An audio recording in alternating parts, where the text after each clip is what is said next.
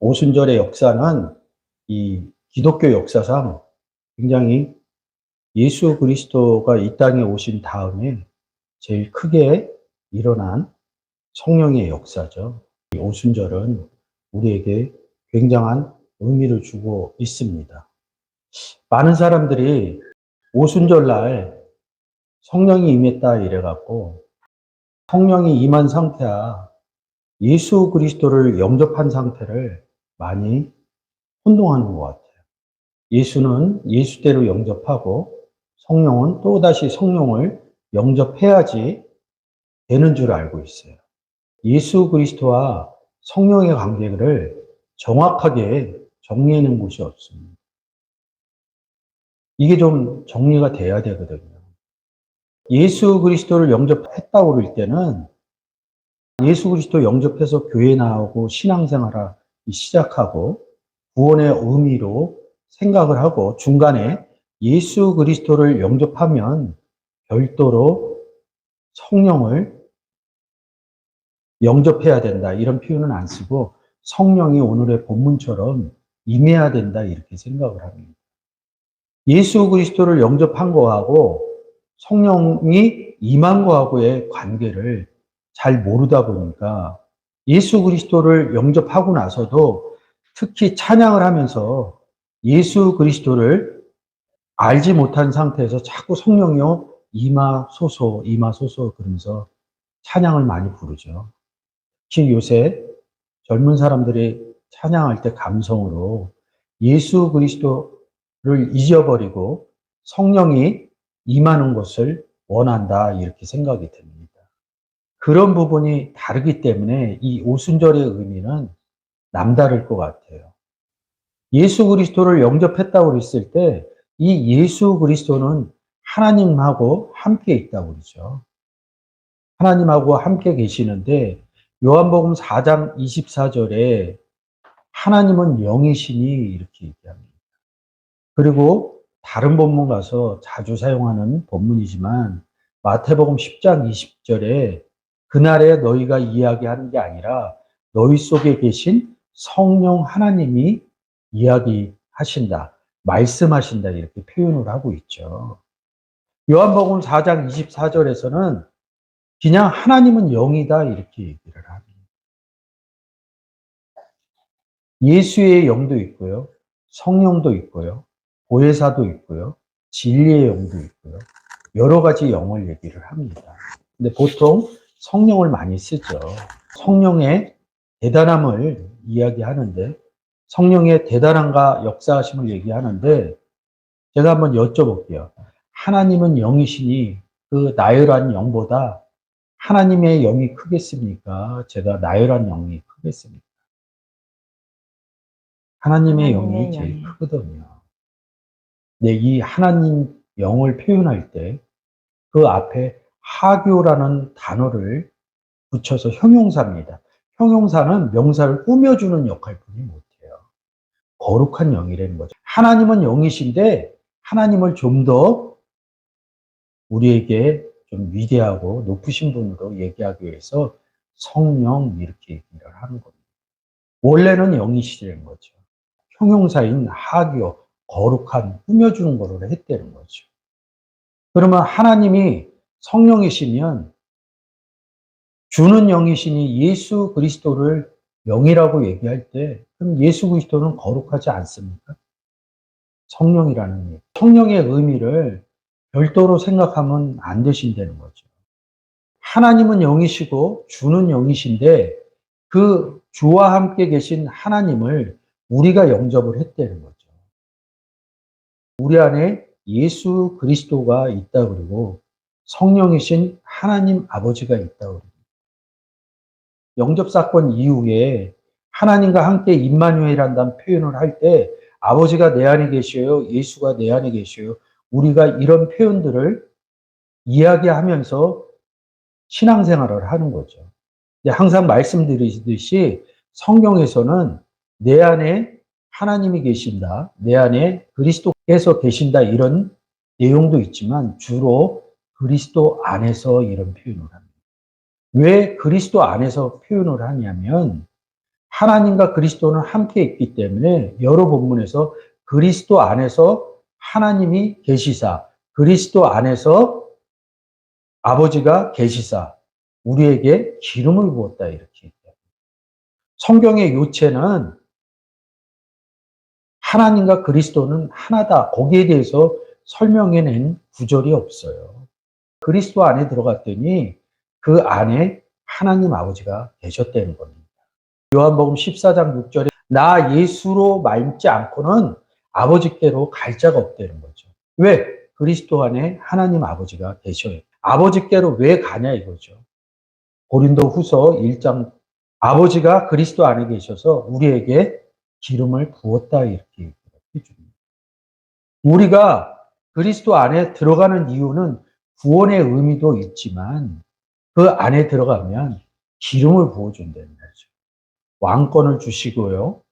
그 다음에 뭐 줘요? 제사장권을 주시고요. 그 다음에 선지자로서 복음 전할 수 있는 그런 기름 부음의 능력이 이루어졌다는 거죠. 고린도 후서 1장 21절입니다. 본 김에 한 번 더 볼까요? 고린도 후서 5장 17절. 가시기 전에요. 그리스도 안에서 하나님이 계시다 이런 표현을 21장에서 썼고요. 고린도후서 5장 17절. 그런즉 누구든지 그리스도 안에 있으면 새로운 피조물이라 이전 것은 지나갔으니 보라 새 것이 되었도다. 모든 것이 하나님께로 났나니 저가 그리스도로 말미암아 우리를 자기와 화목하게 하시고 또 우리에게 화목하게 하는 직책을 주셨으니 이는 하나님께서 그리스도 안에 계시사 세상을 자기와 화목하게 하시며 저희의 죄를 저희에게 돌리지 아니하시고 화목하게 하는 말씀을 우리에게 부탁하셨느니라. 19절에 뭐라 합니다. 하나님께서는 그리스도 안에 계시사. 이런 표현들이 여러 구절이 있어요. 그래서 우리가 그리스도 안으로 들어가는 겁니다. 영접하는 겁니다. 하나님 만나려고. 본향으로 돌아가는 겁니다. 본향이라는 단어가 파테르라는 단어, 아버지라는 단어에서 파생되어져 나옵니다. 그래서 우리가 본향, 영접하는 것이 곧 본향으로 가는 겁니다. 그래서 영의 문제를 오순절에 임한 영과 하나님은 영이시고 예수 그리스도는 주는 영이시고 우리가 그리스도 안에 들어갔기 때문에 우리도 영이라고 그럽니다. 성도라고 그러는 겁니다. 성도라는 표현을 쓸 때 그냥 하기오스, 거룩한 성령 할 때 하기오스만 씁니다. 우리도 거룩한 성령이라는 뜻이죠.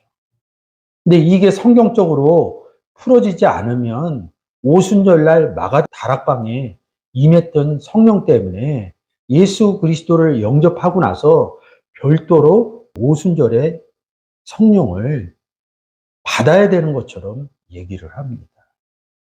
오늘의 본문 사도행전 2장 1절 한번 가서 오순절날이 이미 이름에 저희가 다 같이 한 곳에 모였더니 호련히 하늘로부터 급하고 강한 바람 같은 소리가 있어 저희 앉은 온 집에 가득하며 불의 혀같이 갈라지는 것이 저희에게 보여 각 사람 위에 임하여 있더니 저희가 다 성령의 충만함을 받고 성령이 말하게 하심을 따라 다른 방언으로 말하기를 시작하니라. 이 네 구절의 내용을 보면 오순절날 모였더니 하늘로부터 강한 바람 소리, 이 2절에서 얘기하는 건 소리입니다. 소리. 이 4절 가운데서 제일 중요한 거는 하늘로부터 소리가 들었대요. 근데 항상 이야기하듯이 하늘 하면 에베소서 2장 6절 또 함께 일으키사 그리스도 예수 안에서 함께 하늘에 앉히시고 예수 그리스도 영접한 사람은 하늘에다 앉혔다는 거죠. 에베소서 1장 20절.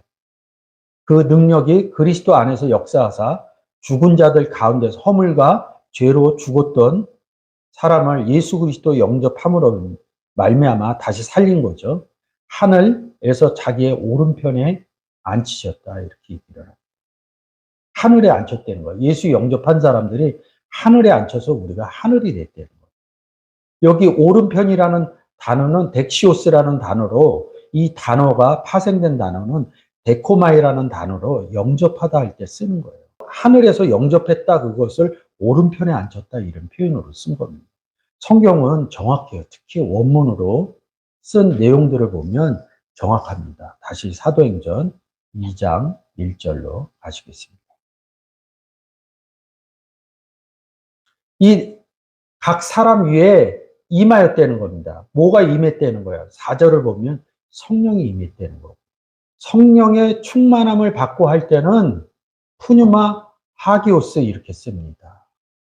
근데 성령의 말하게 하심을 따라 할 때는 그냥 푸뉴마만 써요. 토푸뉴마.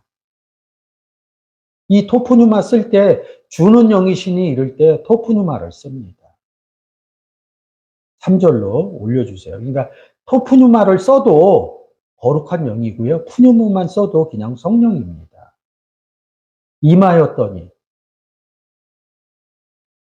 임하였더니 이렇게 보니까 뭐예요? 과거에 이미 있었대요.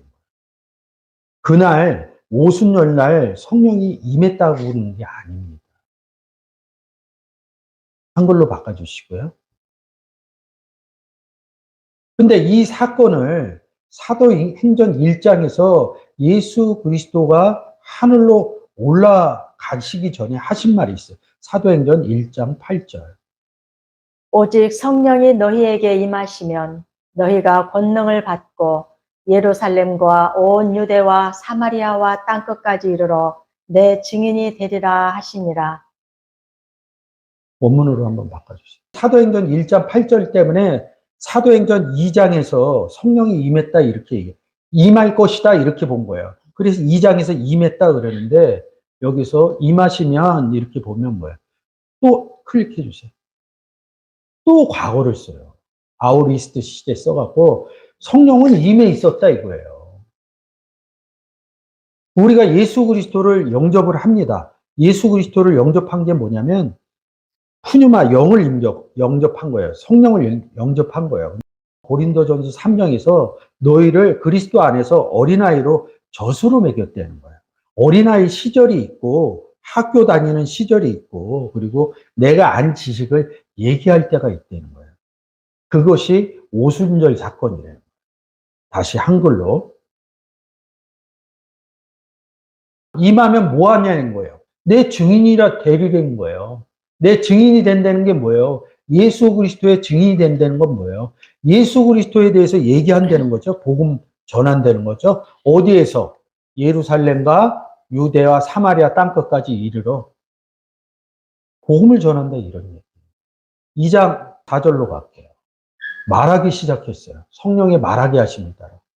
뭐에 대해서 뒷부분을 보면 예수 그리스도가 죽고 살아나신 이 복음에 대해서 증인 역할을 한 거예요. 그러니까 사도행전 1장 8절에서 예수 그리스도께 성령이 너희에게 임하시면 이 뜻은 뭐냐면 너희에게 성령이 있는 줄 알면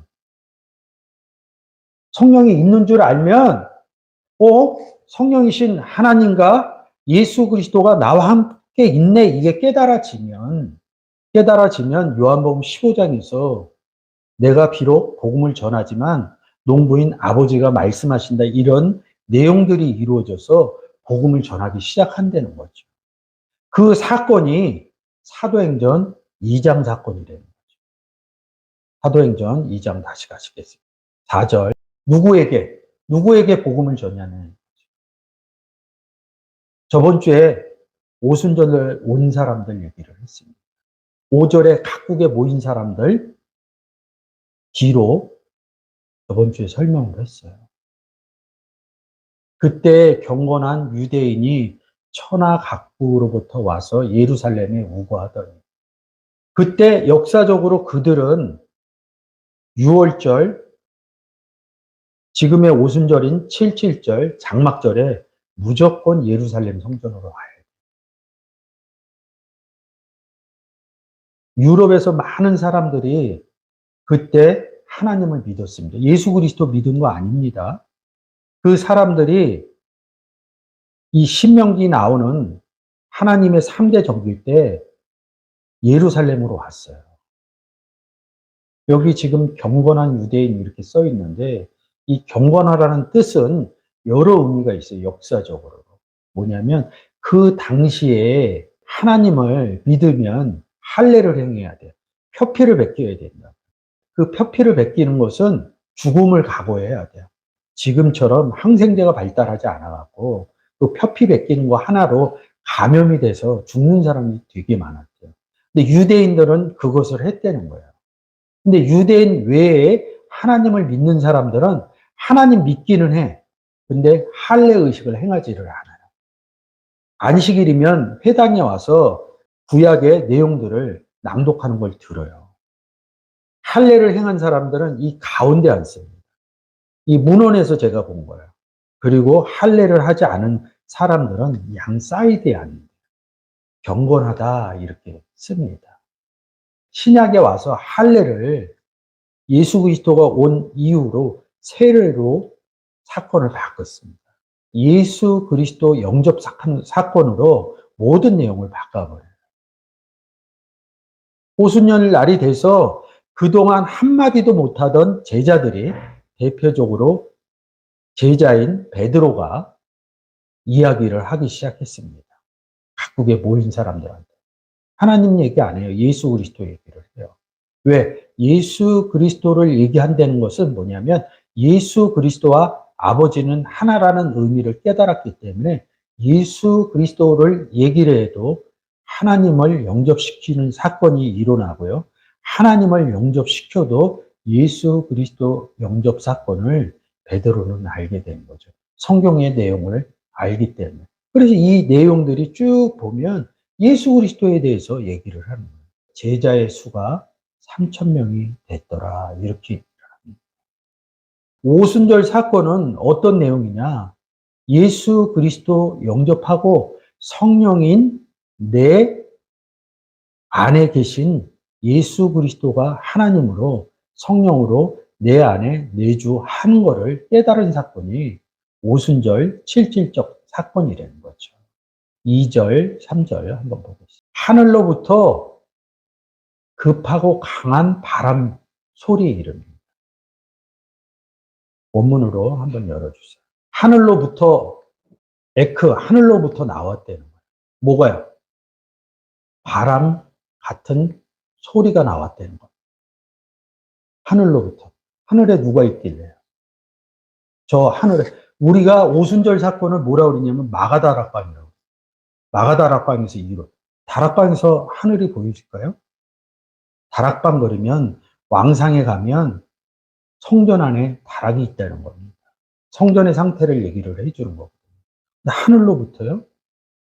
에베소서 2장 6절, 에베소서 1장 20절. 하늘을 우리한테 앉혔다. 지금 하늘로부터 소리가 나가잖아요. 근데 문제는 급하고가 이게 뭐냐면 회로 클릭해 주세요.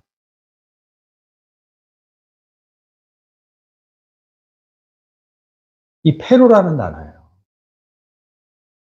이 페로라는 단어가 제일 잘 써 있는 구절이 뭐냐면 요한복음 15장에서 열매 맺는다 이럴 때 이 페로라는 단어를 써요. 왜 이 소리가 나왔냐 이거예요. 열매 맺으려고. 바람 소리 놔두고요. 이 후노에. 근데 이 단어가 어디에서 오냐면 여기 보이시죠? 4154. 영이라는 단어에서 와요. 좀 바꿔줘 보세요. 4154로. 영이라는 단어예요. 영의 소리가 났다는 소리예요. 바람 소리가 아니라 영의 소리가 났다는 거예요. 하나님은 영이시니, 주는 영이시니, 주와 합한 자, 주 예수 그리스도를 합한 자는 영이니 할 때 쓰는 단어입니다. 4151로 바꿔주세요. 주는 영이시니, 하나님은 영이시니, 주와 합한 자는 이거라는 소리예요. 그래서 바람 얘기할 때 영으로 얘기한다 사람들이 이렇게 얘기를 하거든요. 이 원문 때문에 그런 거예요. 후노에 영의 소리가 났다는 거예요. 하늘로부터 나왔다. 소리라는 단어가 좀 전에 보신 소리예요. 이 포네라는 4546 포네라는 소리가 있어요. 그래서 6절에서 소리할 때 이거로 써요. 이 단어로. 포네. 근데 이 단어들이 다 연결된 같은 얘기들로 쓴 거예요. 햄이라는 단어가 있어요. 말하다. 말해야지 소리가 나가죠. 근데 이 팸이라는 단어가 어느 단어하고 제일 잘 연결이 돼 있냐면 빛이라는 단어. 그리고 빛이다, 파이노, 포스, 여러분들이 잘 아는 이런 단어들하고 얘기를 한 거죠. 소리가 났으면 뭐야? 예수 그리스도에 대해서 얘기를 한 거죠. 마태복음 5장에 가서 빛 비치는 사건이죠. 너희 빛으로 사람들 앞에서 빛을 비춰라 이런 얘기죠. 근데 이 소리가 어디에서 나와요? 하늘로부터. 사도행전 9장에서 다메섹에 가는데 사울이 하늘로부터 빛보다 더 밝은 빛 그리고 소리 듣는 얘기를 써놓은 겁니다. 사도행전 2장이나 4장 사건은요. 뭐가 다르냐고. 사도행전 2장 2절 다시 한번 가겠습니다. 한글로요. 여기 6절에 소리가 나매 할 때 폰이라는 단어라. 여기에선 그냥 소리 그런데 달라요. 단어가. 같은 의미예요. 소리가 났다. 급하고가 폐로 열매 맺기 위해서 소리가 났다는 거예요. 영의 소리가 났다는 거예요. 영적인 사람 우리가 이렇게 얘기하죠. 영적인 사람은 하늘에 앉았다는 거예요. 영적인 사람은 예수 그리스도 영접한 사람들이 우리가 교회에서 쓰는 영적인 사람인 거죠. 베드로만 이렇게 성령이 임했을 때 이랬을까요?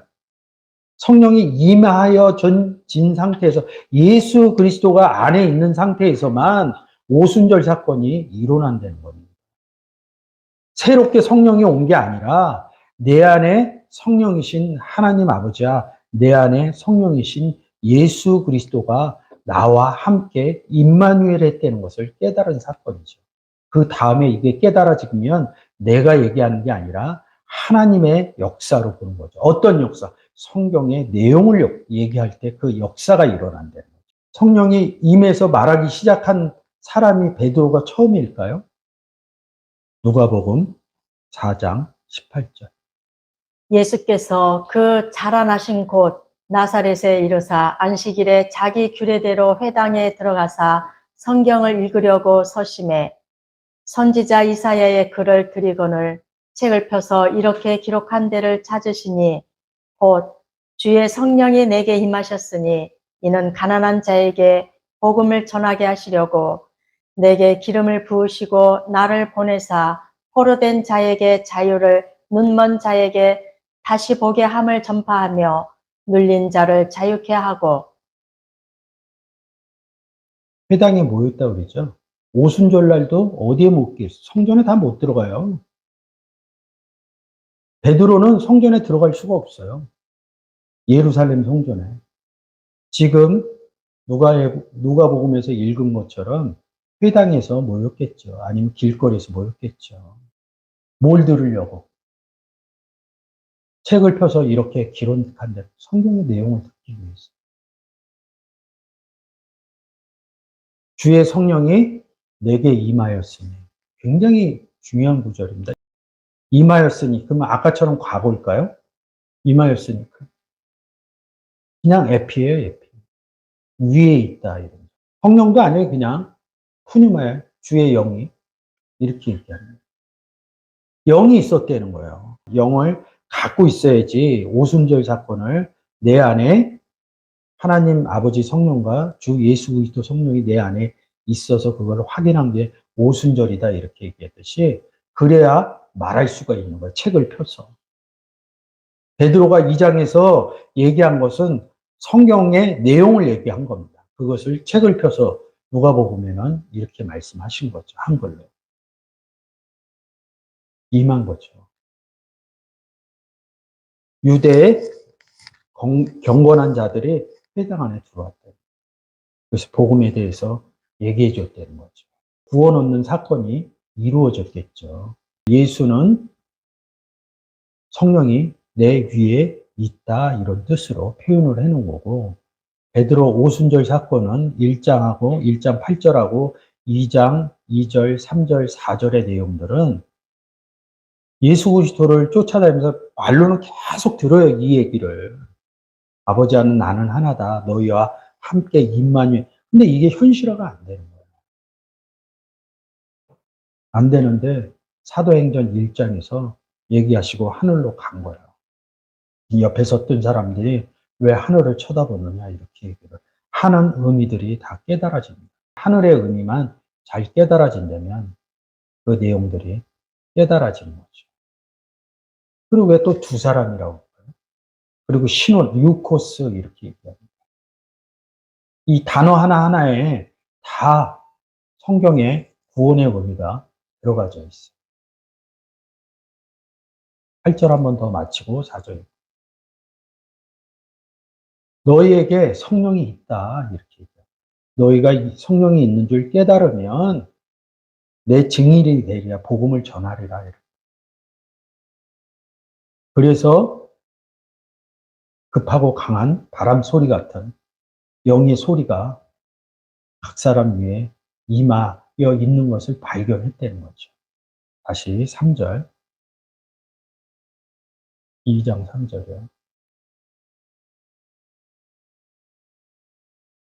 각 사람이 임한 것을 각 사람들이 다 깨달은 거예요. 사도행전 1장 8절과 누가복음 4장 18절의 내용들이 임한 상태. 아, 성령이 임한 상태가 이런 거구나. 내가 예수 제자지, 예수 영접했지. 별도로 성령을 받으려고 그러면 그거는 성경적이지 않습니다. 이럴 수는 있겠죠. 깨닫는 거하고 받는 거하고는 다르죠. 예수 그리스도 영접할 때 성령 받는 겁니다. 그래서 저희가 다 성령의 충만함을 받고 헛되는 거 충만하면 자랐다는 거 뭔가 채워졌다는 거예요. 깨달음이 채워졌다는 겁니다. 성령이 말하게 하심을 따라 어느 성령이 말하게 하심 그 안에 아버지 성령과 예수 그리스도의 성령이 말하게 하심을 따라 그래서 제자를 얻잖아요. 3,000명 되는 수가 그날 구원을 얻잖아요. 그러면 열매를 얻은 거죠. 열매 누가 맺어요? 15장에 가면 요한복음 10. 농부인 아버지가 농사를 해야지 열매가 맺혀진다고요. 우리는 가지로서 그리스도의 사신으로서 대언만 해주는 거예요. 그래서 4절에 성령의 말하게 하심을 따라 이렇게. 이때 여러분들이 해석을 하셔야 돼요. 아버지 성령이 말하게 하심을 하는 거지. 주의 성령이 말하게 하심을 하는 건지.